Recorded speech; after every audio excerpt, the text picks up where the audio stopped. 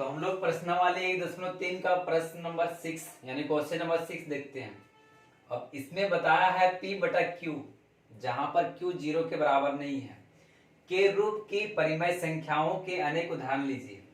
तो आपको बताया गया है कि P बटा Q के रूप का परिमेय संख्या को उदाहरण बताना है। जहां P और Q पूर्णांक है तो जो P और Q लेंगे वो आपका पूर्णांक संख्या होगा, जिनका एक के अतिरिक्त अन्य कोई घनिष्ठ गुणनखंड नहीं हो। तो और साथ में P और Q दोनों जो होगा उनका एक के अलावे और कोई दूसरा गुणनखंड नहीं होना चाहिए, और साथ में जिसका स्थान दशमलव निरूपण है। क्या आप यह अनुमान लगा सकते हैं कि Q का कौन सा गुण अवश्य संतुष्ट करना चाहिए? तो हम लोग को ऐसा उदाहरण P बटा Q यानी परिमेय संख्या के रूप में लेना है जिसका दशमलव प्रसार शांत होना चाहिए।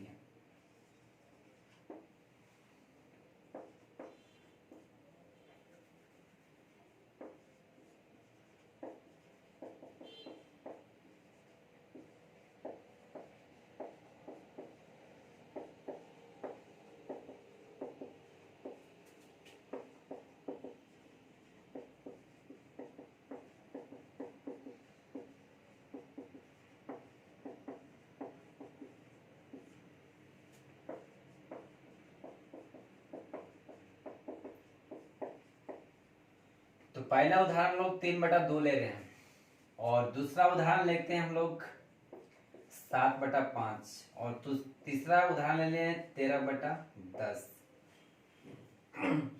अब हम लोग को जो बोला गया है उसके अनुसार लेते हैं हम लोग। तो सबसे पहले तो बताया गया है कि परिमेय संख्या के उदाहरण देना है।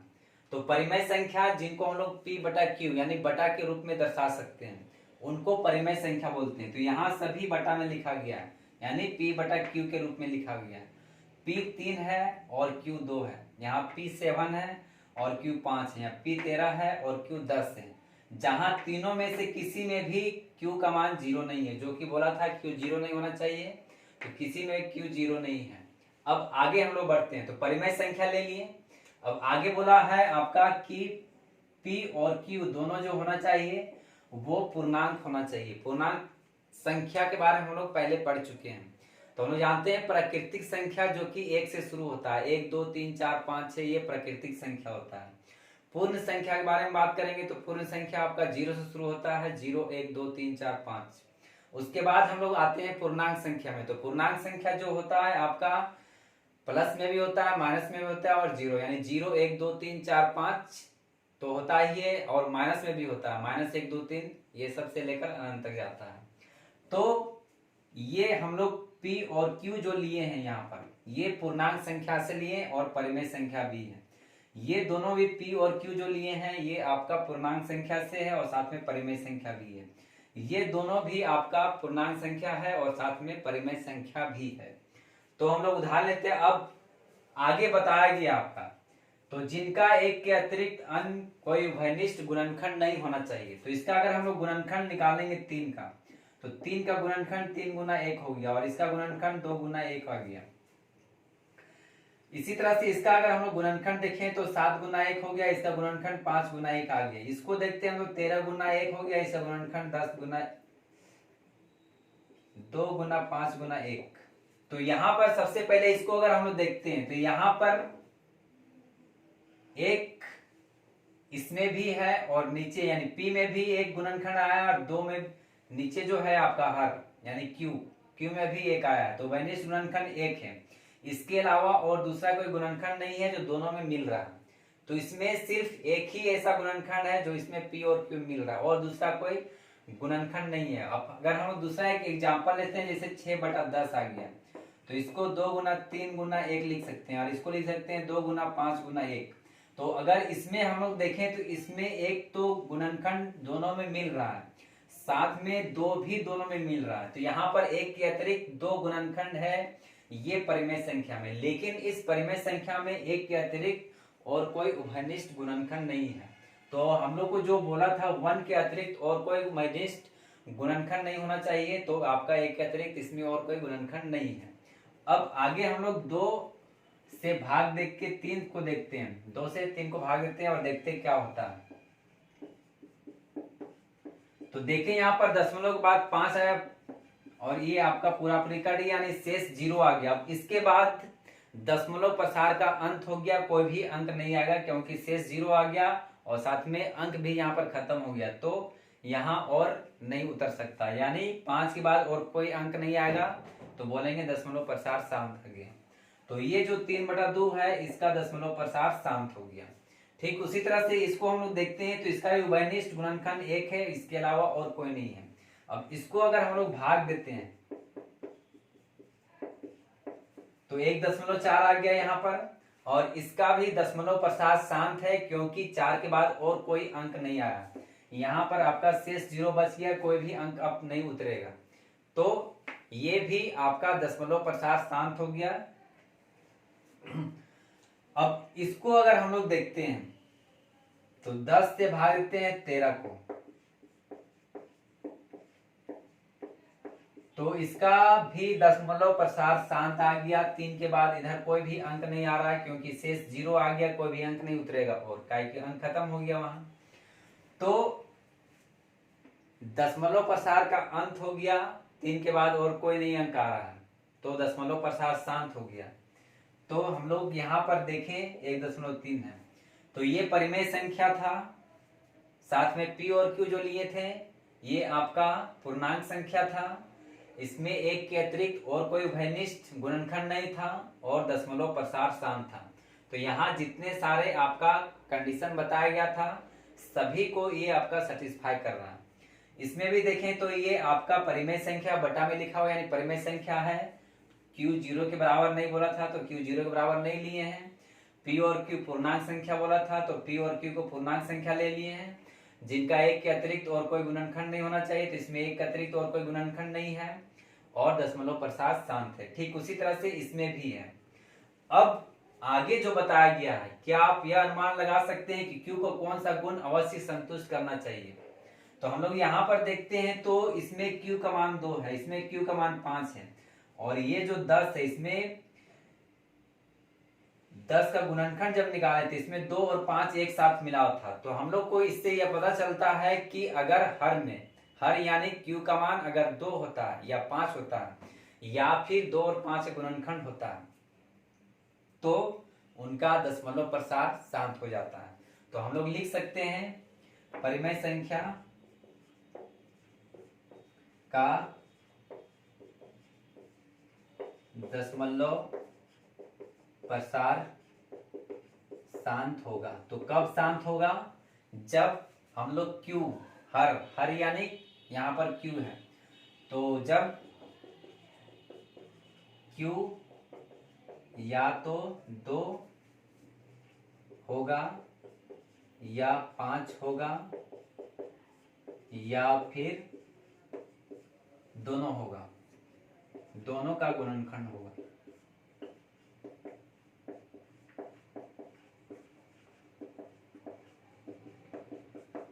तो हम लोग को पता चल गया कि अगर हर में या बोलेंगे Q में 2 होगा 5 होगा या फिर दोनों का गुणनखंड होगा तो दशमलव प्रसार शांत आएगा। अब हम लोग 7वां नंबर क्वेश्चन में जाते हैं।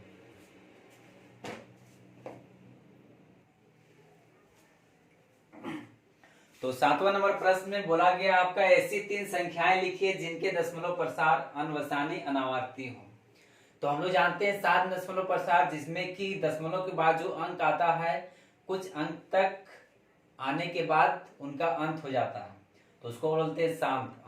अनवसानी आवर्ती में हम लोग सीखे हैं कि दशमलव के बाद उसी संख्या बार बार आने लगता है, तो हम लोग बोलते हैं वह दशमलव प्रसार अनवसानी आवृत्ति का है। लेकिन यहाँ पर बोल गया है अनवसानी अनावर्ती। अनवसानी अनावर्ती हो गया कि दशमलव के बाद जो संख्या होगा उनका तो अंत नहीं होगा और साथ में रिपीट भी नहीं होगा, मतलब बार बार दोहराएगा नहीं। तो ऐसे संख्याओं को हम लोग को उदाहरण देना है, तो हम लोग देखते हैं।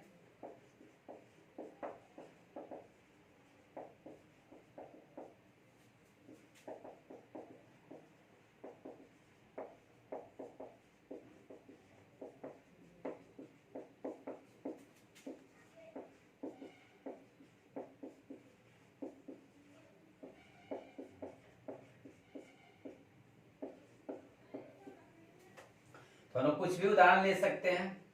तो पहला में ले लिया हम लोग 0.30303। ये जीरो की संख्या हम लोग बढ़ाते जाएंगे, बार बार उसी चीज को दोहराना नहीं है।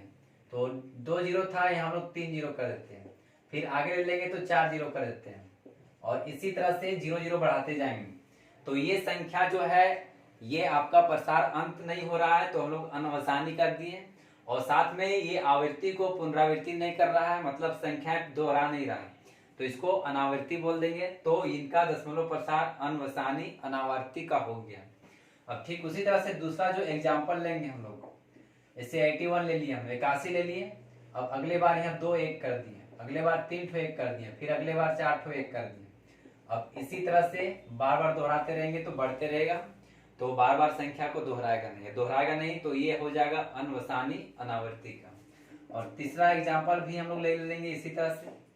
4 5 ले लिए, 4 5 डबल 5 कर देते हैं, यहाँ 3 5 कर देते हैं, और इसी तरह से हो गया। तो ये जो उदाहरण दिए सभी का आपका दशमलव प्रसार जो है वो अनवसानी अनावर्ती का है।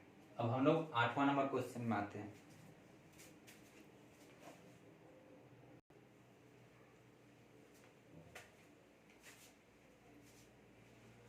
तो परिमेय संख्याओं 5/7 और 9/11 के बीच 3 अलग अलग अपरिमेय संख्याएं ज्ञात कीजिए। तो हम लोग अपरिमेय संख्या उन संख्याओं को बोल सकते हैं जिनका दशमलव प्रसार अनवसानी अनावृत्ति का होगा। अनावसनी आवृत्ति का जो होगा वो आपका दशमलव के बाद कुछ अंक तक आएगा, उसके बाद उसी अंक को दोहराते रहेगा, तो इसको हम बोलते हैं अनावसनी आवृत्ति का। और जो दोहराएगा नहीं और अलग अलग आते रहेगा बार बार, तो उसको हम बोलते हैं अनवसानी अनावृत्ति का। और जो अनावसनी अनावृत्ति का होता है उनको हम लोग अपरिमेय संख्याएं भी बोलते हैं। तो अपरिमेय संख्याओं का उदाहरण देना है। तो हम लोग सबसे पहले 5/7 है और 9/11 है, इनको भाग देते हैं हम लोग।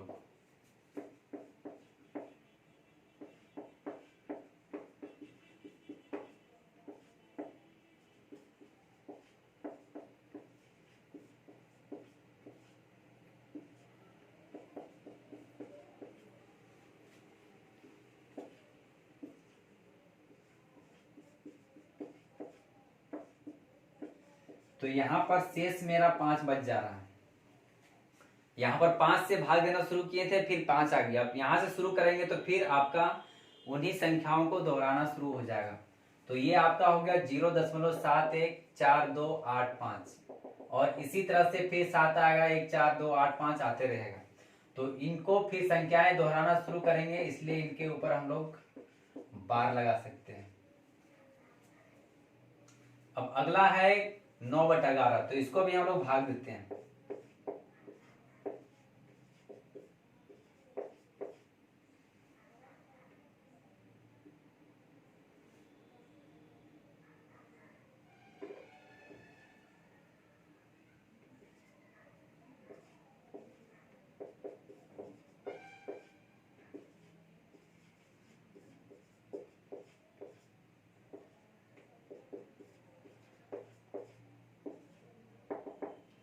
तो भाग देने पे मेरा आ रहा है 0.818181, और यही क्रम आपका फिर से दोहरा रहा है। तो ये दोनों संख्या फिर से दोहरा रहा है, तो इसको हम लोग बोलेंगे 81 के ऊपर बार लगा सकते हैं। अब मेरे पास से यहाँ पर 0.71 और इसको भाग देने पाया 0.81, तो ये दोनों जो है आपका अनवसानी आवृत्ति का है, मतलब परिमेय संख्या है। इसको अपरिमेय संख्या में बदलना है। तो अपरिमेय संख्या में बदलने के लिए हम लोग जानते हैं कि अगर बार बार वही संख्या नहीं दोहराएगा और साथ में संख्याएं आते रहेंगी तो वो आपका अपरिमेय संख्याएं हो जाएगी। तो हम लोग 5/7 और 9/11 के बीच 3 अपरिमेय संख्या लिखते हैं।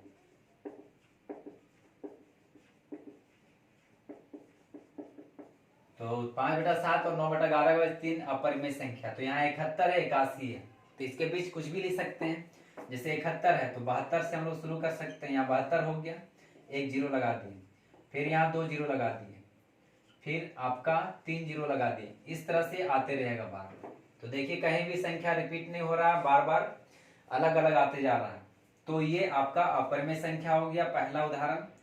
अब दूसरा में हम लोग देखते हैं तो 72 ले लिया हम लोग, अब 73 कर देते हैं, जैसे 73 आ गया। उसके बाद हम लोग 2 ठो 3 कर देते हैं यहाँ पर, अब हम कर देते हैं यहाँ 3 ठो 3, फिर हम करते हैं 4 ठो 3, इसी तरह से आते रहेगा। तो ये भी आपका अपरिमेय संख्या हो गया। और तीसरा जो उदाहरण लेते हैं हम लोग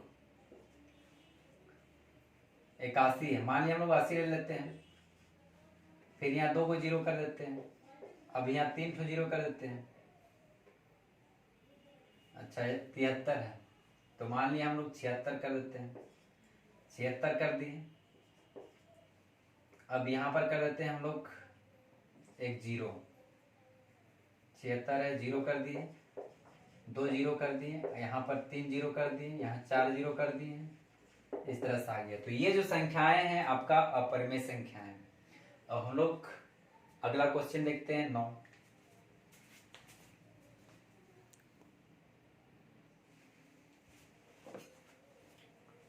तो हम लोग क्वेश्चन नंबर 9 देखते हैं। तो इसमें पूछा गया है कि कौन सा संख्या आपका परिमेय है और कौन सा अपरिमेय है। तो हम लोग इस संख्या के बारे में बात करते हैं। हम लोग जानते हैं जो रूट के अंदर रहता है उसको हम लोग बोलते हैं अपरिमेय संख्या। तो ये आपका हो जाएगा अपरिमेय संख्या, क्योंकि रूट के अंदर है। अब हम लोग इसके बारे में बात करते हैं, दूसरा के बारे में।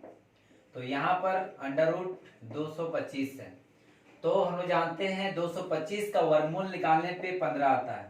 तो रूट से बाहर आ गया, तो रूट से बाहर आ गया तो इसको हम लोग बोलेंगे परिमेय संख्या।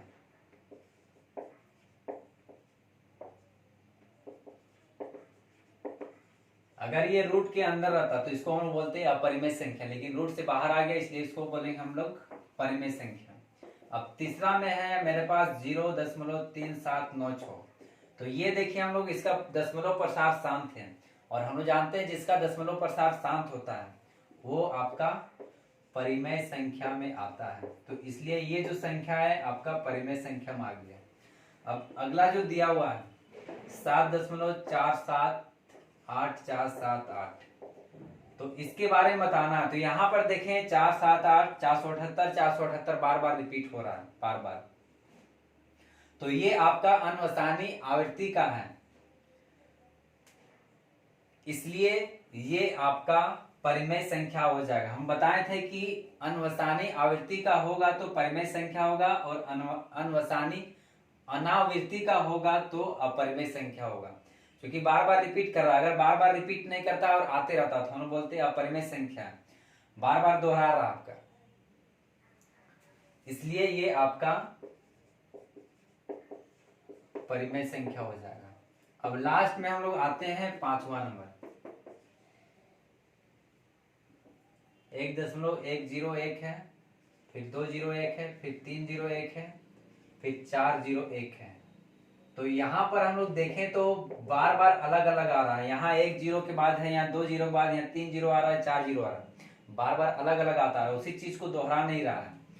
अनवसानी है लेकिन इसका आवृत्ति जो है अनावृत्ति है, इसलिए इसको हम लोग बोलेंगे अपरिमेय संख्या। अगर यहाँ पर बार बार उसी चीज को दोहराते रहता और आते रहता तो हम बोलते हैं परिमेय संख्या, लेकिन अलग अलग बार आ रहा है तो अब इसको हम लोग बोल देंगे अपरिमेय संख्या। तो इस तरह से हम लोग क्वेश्चन नंबर 9 देख लिया। अब अगले दिन हम लोग अगला एक्सरसाइज देखेंगे।